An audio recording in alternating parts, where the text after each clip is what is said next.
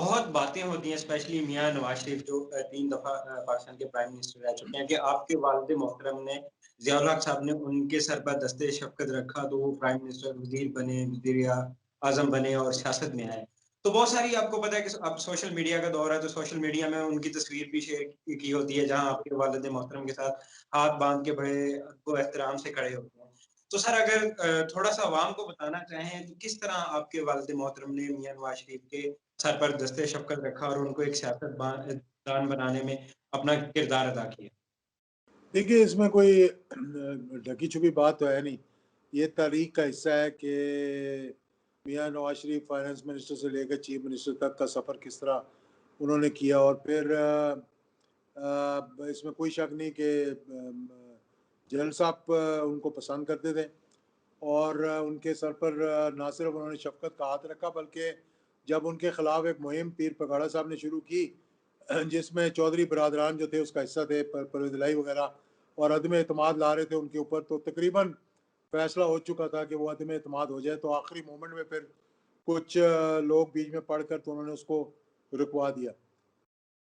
اور جنرل صاحب نے پھر جا کر اپنا ضیاء الحق شہید نے جا کر وہاں جب خطاب کیا اسمبلی سے یا کسی فنکشن سے، تو وہاں انہوں نے یہاں تک کہہ دیا کہ ان کا قلعہ بڑا مضبوط ہے اور میری عمر بھی ان کو لگ جائے. یہ ایک ایسا جملہ تھا جس نے ان کو 1988 اور 90 اور 93 کے الیکشن جتائے.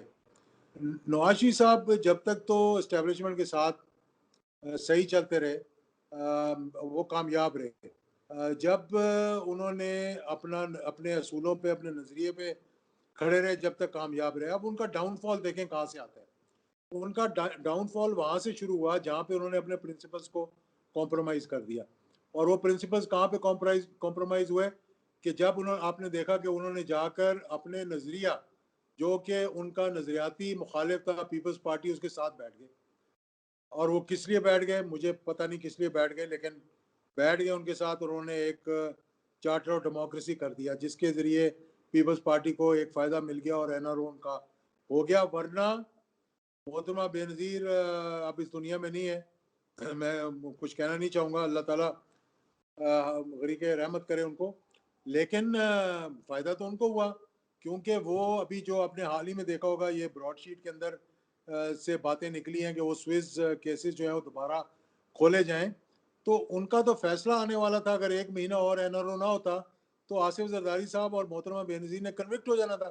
اور جب وہ کنوکٹ ہو جاتے تو پھر نااہل ہو جانا تھا. انہوں نے تاحیات اور اس پہ پرویز مشرف صاحب نے کونڈولیسا رائس اور امریکہ کے ساتھ مل کر اس ملک کے ساتھ جو کھلواڑ کیا اس کی سزا وہ بھگت رہے ہیں جو آج پاکستان نہیں آ سکتے. وہ ٹھیک ہے وہ صدر بن گئے کچھ عرصے کے لیے وردی اتار کے، لیکن اسی کے دوران ان کو ہٹا دیا گیا. آصف زرداری صاحب نے دھوبی پٹکا لگایا ان کو، اور اب یہ حال ہے کہ وہ پاکستان آنے کے قابل نہیں رہے. اور اس کی وجہ یہی تھی کہ انہوں نے بھی کمپرومائز کیا تھا.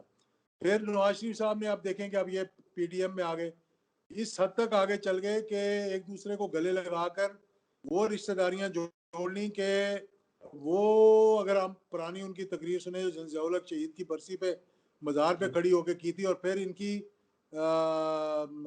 جو محترمہ مریم ہے پھر اس کی لڑکانہ میں دیکھیں کہ لڑکانہ میں وہ جا کر کیا تقریر کرتی ہیں. میں سمجھتا ہوں کہ اس سے زیادہ بہتر تو یہ ہے کہ انسان سیاست ہی چھوڑ جائے اگر آپ نے اس حد تک گرنا ہے. اور پھر کہہ کے کون لگا رہا تھا پیچھے بیٹھا ہوا؟ وہ آصف علی زرداری تھے جنہوں نے کہا دیکھ لو ان کو میں نے پھر سے ایک دفعہ مطلب وہ چنے چبا دیے یا ایک پولیٹیکل شکست دے دی ہے. اور بعد میں ابھی انہوں نے پھر پی ڈی ایم بنایا اور پی ڈی ایم میں بھی یہی ہوا کہ آپ نے نظریات کو کمپرومائز کر لیا اور آپ اپنے مفادات میں چلے گئے اور آپ نے اصولوں کو کمپرومائز کیا.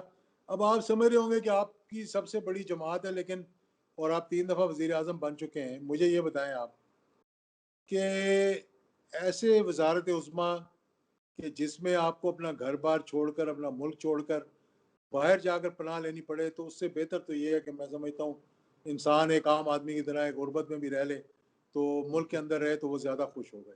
سر میاں نواز شریف صاحب جو ہیں یہ اسٹیبلشمنٹ کے ساتھ پھڈا کیوں کرتے اور ان کا پھڈا کیوں ہو جاتا ہے؟ دیکھیں بات یہ ہے کہ جب آپ اس کرسی پہ بیٹھتے ہیں نا جا کے تو بہت سے ایسے آپ کو مشیر ملتے ہیں جو کہ کہتے ہیں کڑاکے نکال دو یا پہ جاؤ، مطلب یہ جی، جی۔ دو الفاظ جو میں سنتا رہا ہوں، کڑاکے نکال دو جی، آپ نے کڑاکے نکال دیے جی، کیا بات ہے، کیا جلسہ کر دیا آپ نے میاں صاحب، قائد اعظم بھی اتنا بڑا جلسہ یہاں پہ نہیں کر سکے، ذوالفقار علی بھٹو نے کبھی اتنا بڑا جلسہ نہیں کیا، آپ تو پتہ نہیں وہ لیڈر بن گئے جو کہ مطلب آج تک ماضی میں کوئی آئے نہیں۔ اس قسم کے لوگ آپ کو خراب کرتے ہیں۔ پھر آپ کو جیسے کہ یہ جو ڈان لیکس ہوئیں، اس کا کوئی فائدہ تھا؟ کوئی آپ کو فائدہ اس نہیں۔ بات کو تسلیم کرنے کا کہ بمبئی میں اٹیک ہوا اور آپ یہاں پہ واجپئی کو خوش کرنے کے لیے کہہ رہے ہیں جناب کہ نان اسٹیٹ ایکٹر سے پاکستان سے گئے تھے؟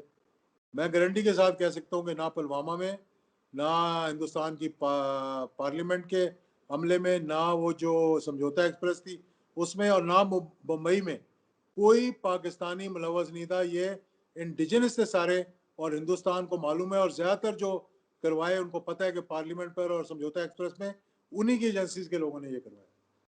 اور سر میرا ہمارے آپ سے جی وزیر بولیے۔ اعظم جو ہے وہ کہتے ہیں جی کہ یہ ہمارے ملک کے لوگ ہیں جنہوں نے جا کے وہاں پہ کیے۔